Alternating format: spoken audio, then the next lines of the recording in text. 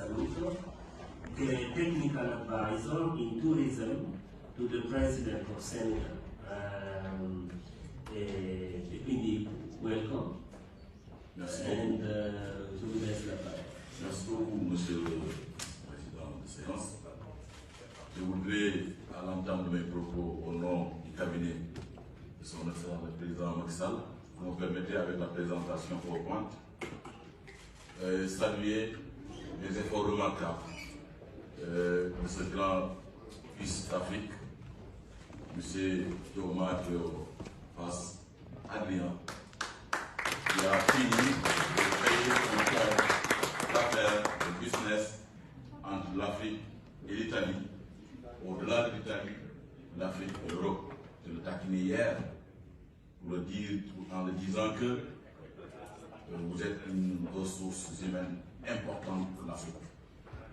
Au-delà de nos chers pays, frères, sœurs, République Burkina Faso, vous pourrez incarner un grand ministre chargé de la coopération internationale.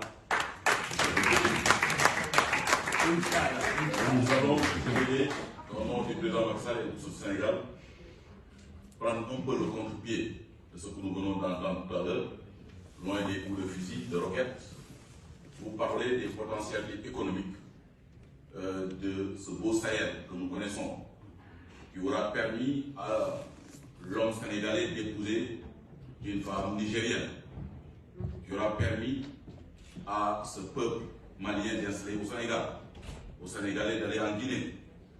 Ce potentiel naturel, culturel, face aux défis sécuritaires. Je crois que la jeune génération, les intellectuels, pourront relever ce défi dans un cadre vraiment de, comme disait M. le Président, de ce court-circuit médiatique, de parler des potentialités touristiques, naturelles, culturelles, religieuses du Sahel qui fait face naturellement aux défis sécuritaires. Donc le forum nous permet aujourd'hui de parler du développement du tourisme et de sécurité dans la zone Sahel. Vous savez, le Sahel nous permet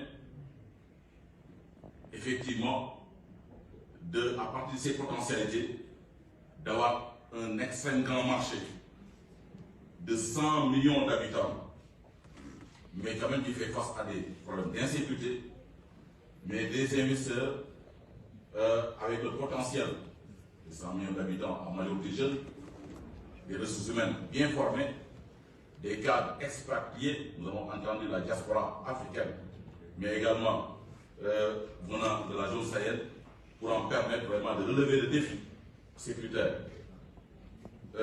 Prendre également comme modèle le Sénégal, du point de vue de sa stabilité, du point de vue de la paix, la démocratie, non seulement le Sahel, mais aussi offrir un grand marché et des opportunités aux investisseurs. Donc nous voyons, avec des propositions d'offres, bien entendu, et des mesures d'urgence sécuritaire pour une destination Sahel attractive. Alors, le contexte du tourisme qui permet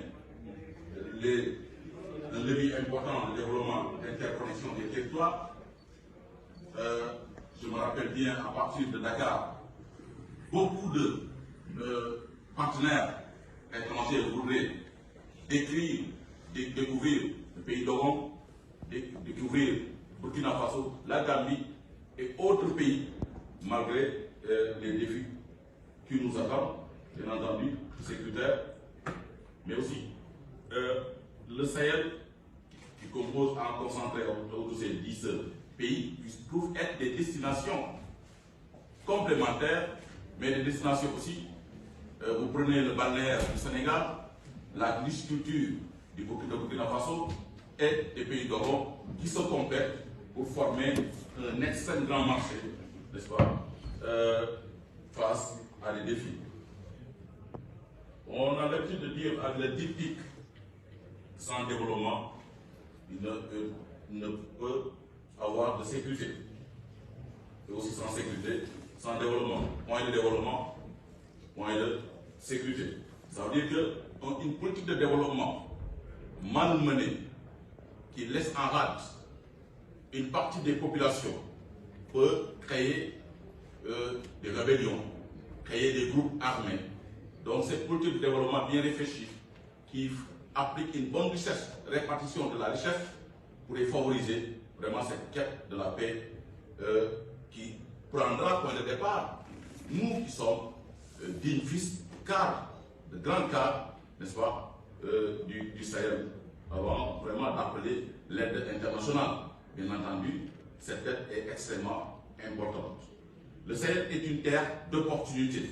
Ça, nous le savons extrêmement bien, nous l'avons entendu vraiment des propos des présentateurs qui m'ont précédé. Je le disais tout à l'heure, plus de 100 millions d'habitants à majorité jeune, 65%, qui permet vraiment une main-d'œuvre de qualité extrêmement importante dans tous les domaines du secteur de l'économie. Des ressources minières importantes. Aujourd'hui, au-delà du Sénégal, qui a découvert beaucoup de puits de pétrole, même transfrontaliers avec la Mauritanie, des accords qui ont été signés, des gouvernements extrêmement responsables qui prévoient des conflits, n'est-ce pas, qui ont signé des partenariats entre la Mauritanie et le Sénégal pour l'exploitation de 250 milliards de barils de pétrole en prévisionniste, n'est-ce pas, pour prévoir tous ces conflits futurs. L'étain, l'uranium, le phosphate, or, diamant, charbon, nickel, etc. J'en passe. Vraiment, notre zone Sahel est extrêmement riche.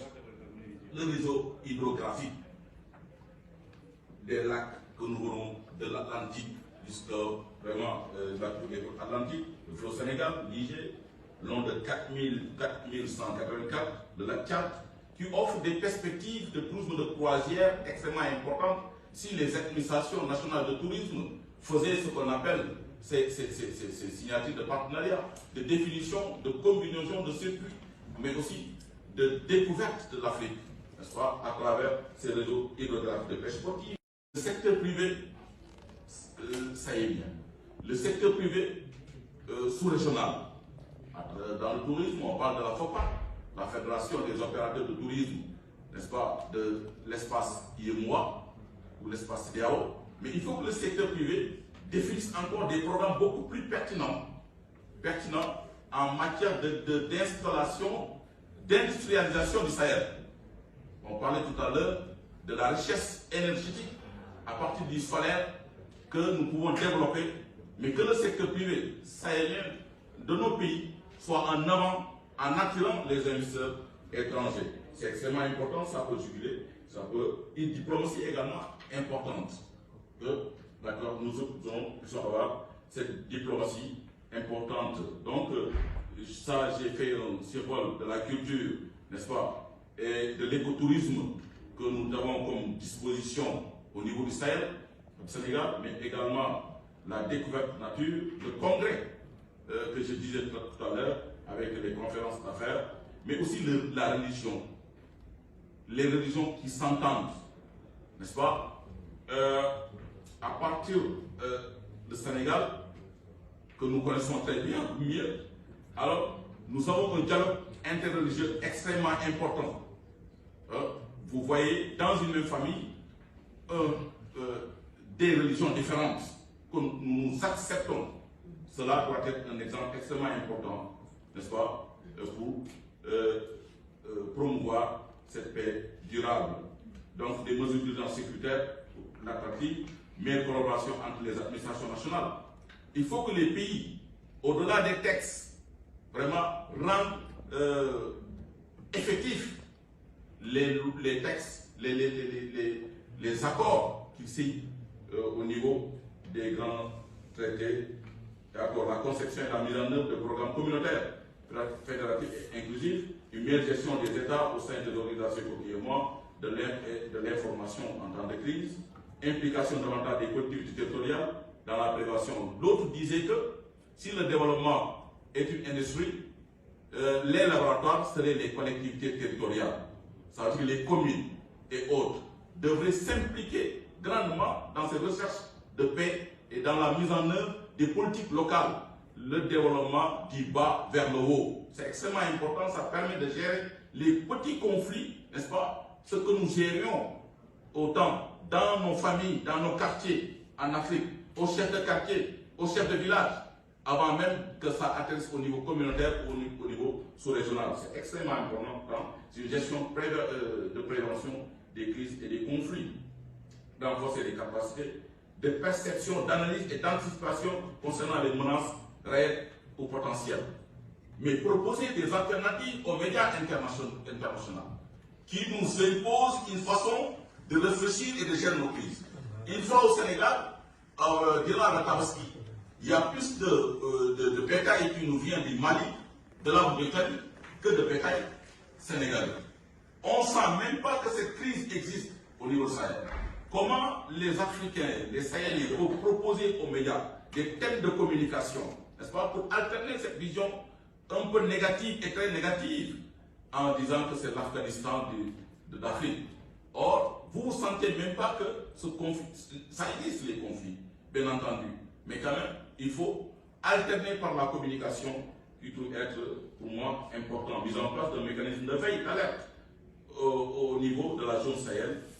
Vraiment, on a essayé de faire un peu de contre-pied, tout en on nie pas l'existence, la réalité, mais quand même pour dire que notre serre Sahel est une zone d'opportunité. Nous avons de grands hommes, à l'image du président Macky Sall, qui a mis en place de grandes politiques, de plans Sénégal émergent, avec une vision prospective de 2035.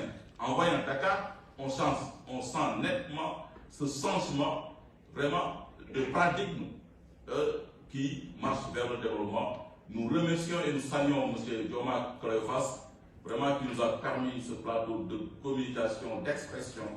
M. Dioma, je l'ai proposé tantôt, vraiment de créer Italie Africa Business Week en Afrique, avec la première édition à Dakar. Je sais que le président Macky Sall serait très content de ça. Alhamdulillah, merci beaucoup. Merci beaucoup.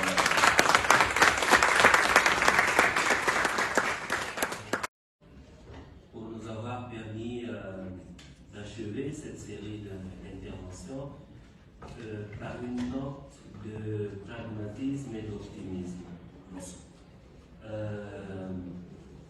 Vous nous avez donné des exemples concrets de la façon dont un pays, le Sénégal notamment, qui est un pays important pour la zone dont nous parlons, peut devenir un exemple important pour des initiatives de ce genre, des initiatives que vous avez décrites, qui mettent en mouvement la créativité locale, qui mettent en mouvement la capacité d'un réseau de personnes et de communautés pour donner des réponses concrètes.